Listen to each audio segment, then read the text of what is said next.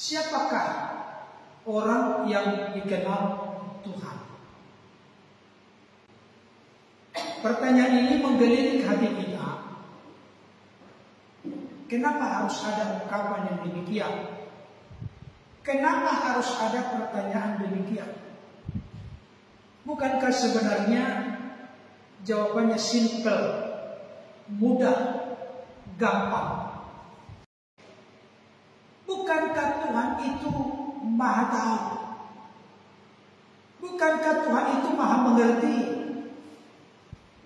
Bukankah Tuhan itu Maha Memahami segala sesuatu yang adalah ciptaannya? Bukankah Tuhan itu Tuhan yang sempurna? Tapi kenapa masih ada lagi ungkapan Tuhan mengenal siapa kepunyaannya? Bapak Ibu Saudara, ayat-ayat firman Tuhan ini dibuat bukan karena bermaksud untuk dibaca, melubai, tidak. Yang perlu kita mengerti dan pahami apa arti atau makna terdalam dari mengenal. Seluruh manusia yang ada di dunia ini, di benua manapun, tidak ada yang tersembunyi di mata Tuhan. Termasuk segala seluk-beluk yang ada di dalam hati manusia, Tuhan tahu semua. Tapi kenapa ada seperti ini? Tuhan mengenal siapa kepunyaannya. Berarti bisa juga muncul di sini ungkapan Tuhan mengenal siapa yang bukan kepunyaannya. Kata kepunyaannya di sini dalam terjemahan lain, Tuhan mengetahui, memahami, mengenal siapa yang menjadi miliknya. Bapak Ibu Saudara, ini tidak bisa dipisahkan dengan satu penekanan penting. Adanya hubungan atau relasi yang karib, yang akrab, yang mesra, yang dekat antara Tuhan dengan kita, serta kita dengan Tuhan. Di dalam kesempatan sebelumnya pernah saya berkata begini, saya mengenal presiden. Bahkan di zaman Orde Baru, kalau ada orang yang memiliki kesempatan foto dengan Bapak Presiden Soeharto kala itu, bahkan berjalan kaki, saya beberapa kali masuk ke rumah orang. Foto itu ditaruh di tempat yang lebih utama atau strategis di rumah, supaya orang-orang atau keluarga pandai tolak yang datang ke rumah. Hebat sekali ini orang. Bisa berfoto dengan Soeharto, bisa jabat tangan dengan Soeharto. Jadi dia berarti mengenal Soeharto. Pertanyaan yang perlu kita renungkan saat ini, ketika misalnya kita sekarang ini memiliki Presiden Prabowo yang kita hormati, saya mengetahui, memahami, mengenal Prabowo. Pastilah, karena dia tokoh nomor 1 sekarang ini di Indonesia. Semua mata tertuju kepadanya.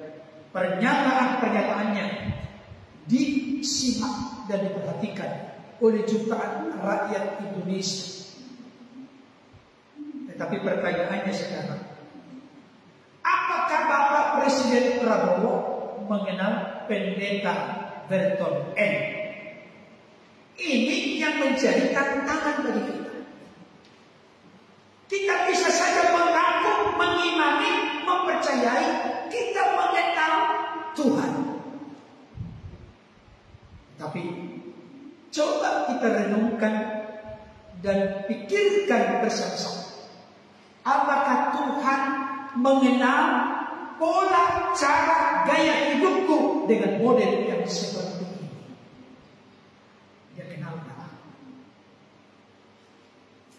Bapak Ibu, saudara tidak kasih.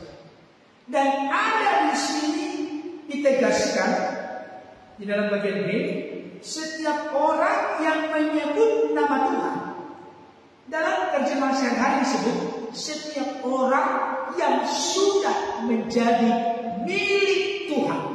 Setiap orang yang sudah menjadi kepunyaan Tuhan wajib harus meninggalkan kejahatan. Bapak Ibu saudara, saya mau katakan kepada kita saat ini, tidak boleh kita memiliki standar yang serupa dengan dunia. Karena firman Tuhan berkata, janganlah kamu menjadi serupa dengan dunia, tapi berubahlah oleh pembaharuan budimu, sehingga kamu dapat mengerti mana kehendak Allah, apa yang baik, yang berkenan kepada Allah, dan yang sempurna. Kualitas hidup kita tidak boleh serupa dengan dunia. Dan ciri khas kita sebagai milik kepunyaan Tuhan yang dikenal oleh Tuhan, cirinya adalah meninggalkan. Di sini dikatakan begini: setiap orang yang menyebut atau menyeru nama Tuhan hendaklah meninggalkan kejahatan. Baik saudara, masih ingat bahwa Yesus uji. Yesus berkata begini, bukan setiap orang yang berseru-seru kepada Tuhan, Tuhan akan masuk ke dalam kerajaan surga atau kerajaan Allah, melainkan mereka yang melakukan kehendak Bapa yang di surga. Maka orang-orang pun berkata kepada Yesus, Tuhan, bukankah kami bernubuat demi nama Tuhan Yesus?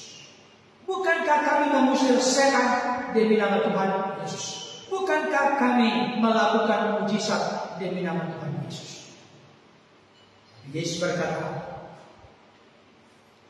enyahlah engkau sekalian pembuat kejahatan, aku tidak mengenal. Di sini dikatakan Tuhan mengenal milik kepunyaannya. Tapi ternyata Bapak Ibu saudara, coba kita renungkan, simak baik-baik dengan hati pikiran yang jernih dan terbuka. Siapakah yang melakukan mujizat demi nama Tuhan, mengusir setan demi nama Tuhan, bernubuat demi nama Tuhan? Ini kelasnya. Biasanya secara umum, kalau di gereja zaman sekarang, pastor, pendeta, penatua, gembala, penginjil, hamba-hamba Tuhan, pelayan-pelayan Tuhan. Di akhir zaman atau pada zaman akhir, Yesus akan berterus terang dan berkata, enyahlah hai engkau sekalian pembuat kejahatan, aku tidak mengenal.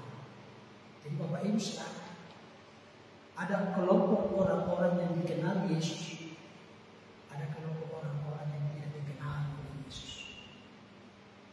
Ciri orang yang tidak dikenal oleh Yesus, berseru-seru, berbusa-busa mulutnya, menyeru, memanggil, menyebut Yesus Tuhan, Tuhan, Tuhan, Tuhan, Tuhan, Tuhan, Tuhan, Tuhan, tapi tidak pernah melakukan kehendak Bapa Yesus.